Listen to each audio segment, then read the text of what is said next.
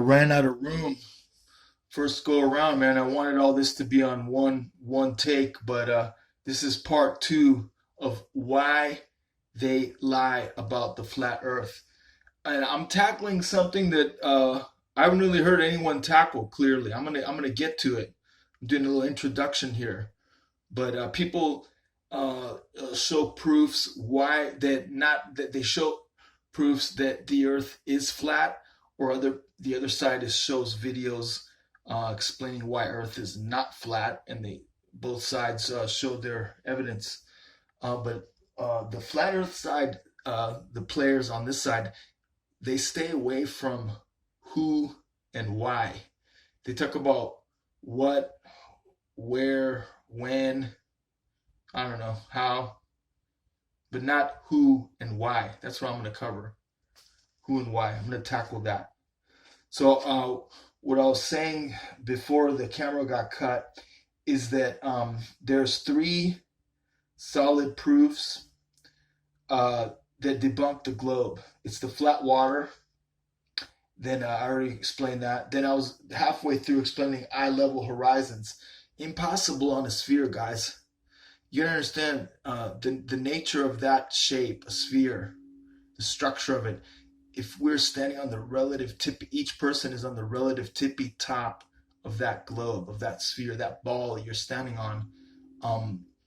Okay, that means that even if the ball is 1 billion miles wide, okay, 1 inch from your big toe, there's already somewhat of a descent from where you're standing. Okay, you go out, you know what I'm saying? You go out 1 inch past your big toe, and if you are on a 1 billion-mile wide ball, there will be some decline, some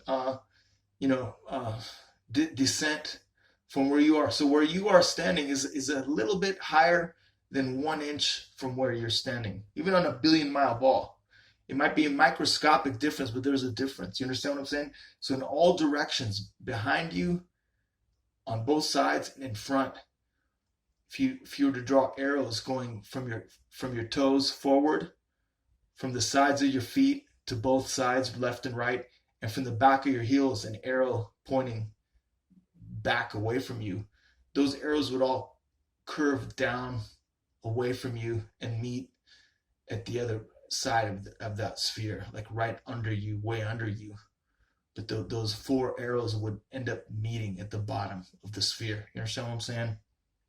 I'm not showing a picture right now because I'm just liking this picture of the warrior entering darkness, because that's what we're doing right now.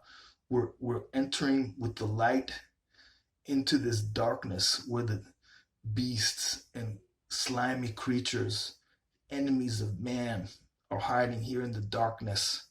And we're coming with the light to expose those bastards. That's what I'm doing.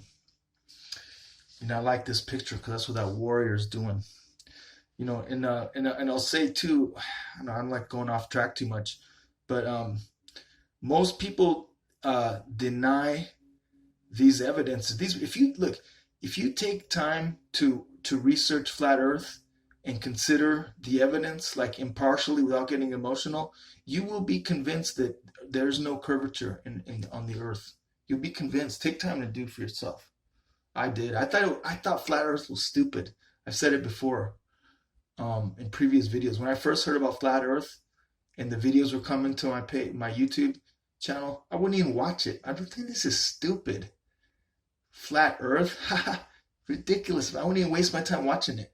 Until I watched the one video, and I was like, man, whoa, and then I researched more and more, and the more I looked at it, the more I understood we're not on a big old basketball, because you can debunk the globe. So, but what I was gonna say is people reject this stuff out of fear and ego. Fear, there some I can't really relate to this, but they're afraid that the world isn't what they've been told, and that's scary to them. Like I said, I can't really relate to that. I think there's people that are way. Some people are that way. It scares them. They don't want to hear it. Just leave me alone. I'm just happy where I am, and they won't look at the evidence. Even if they believe there could be something to it, they don't want to see it. It's too scary. And then the other group is ego and pride. Like man, I'm too smart. No one could have put one like that over on me. I'm too smart for that. That's for only a dummy could be fooled. Nobody fools me, especially about the shape of the earth.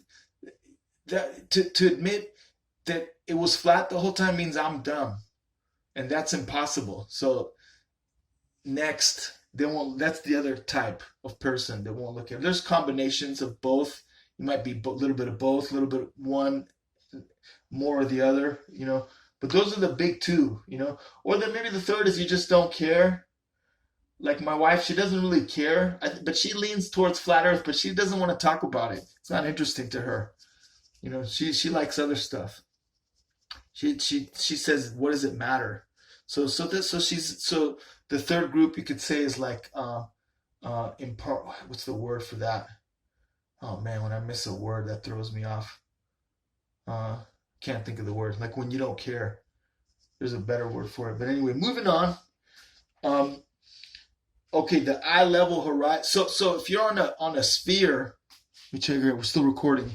No matter how big that sphere is, as you begin to move up, all surfaces, if you're on the tippy top of the sphere, all surfaces that are coming away from you, that are like outside of the spot you're standing on, are curving downward, down.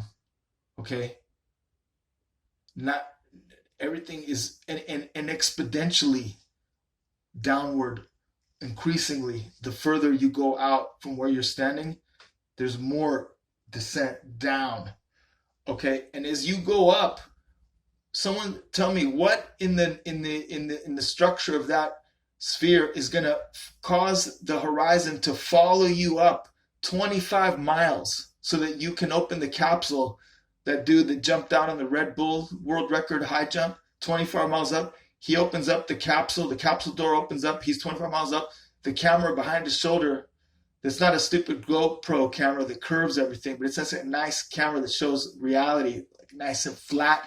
You see over his shoulder not only a flat horizon at 25 miles, not curved, it's perfectly flat, but it's eye level because it's at the same point it was when he was on the ground. And I did a video about it because you can see there's two gadgets on the left side of that pod that he's in, that capsule. There's two little gadgets, and the horizon on the ground was in between those at the same point it is at the same point that it is when he goes up 25 miles and the hatch opens up. You look out, you see the horizon right there. Impossible on a globe. Can't happen. Only on a vast flat plane, with the perspective, vanishing point perspective, the horizon will follow you up. Everything above your eye level, as it gets further from you, appears to descend. Like if you watch a plane flying, even though it's flying, its elevation from you above your head doesn't change, but it appears to come down because it's heading towards the vanishing point, and at a far distance, it'll just almost look like it will eventually touch the ground and go past the horizon. You won't see it anymore, not because of the curvature, but because that's the way perspective works on a flat plane. Same with the ground; it'll appear to lift up and meet you at eye level. Only possible on a flat plane, boys and girls. Your sphere has no horizon at eye level 25 miles up. So that's a point for flat Earth. But the globe will just say, well, the Earth's really big. That's like their answer, I think. It's so big. Do you realize how big the globe is compared to 25 miles? It's like minuscule. No, because you're more minuscule. They always like to compare the sizes, but you're more minuscule. You yourself, if you're 6 feet tall, 25 miles up, man, you're gonna look out. You'll see that horizon could be way down there by your toes, man. It's not gonna be eye level. And then the third one is, and I said there's a lot of proofs, but these are like the main solid ones. We see too far. We just see too far. If we're on a globe, and there's a great video that shows Chicago city skyline from the other side of Lake Michigan. It's supposed to be like more than 2,000 miles of curvature because that lake is like 60 miles wide from that point, and the tallest building in the Chicago city skyline is like I don't know, like 1,500 feet. So you shouldn't be able to see any of that city, none of it, not even the tallest building, none of it. But yet we see the whole Chicago city skyline from the other side of Lake Michigan. A guy made a video and he sent it into to their local 5 o'clock news. And in the video that you can see on YouTube, the newscaster, he runs his script that he's given, and he says, this is a mirage. What you're seeing is not really there. So that's the way they counter the fact that we see too far. They use the word, like, gravity is a fake word. They have another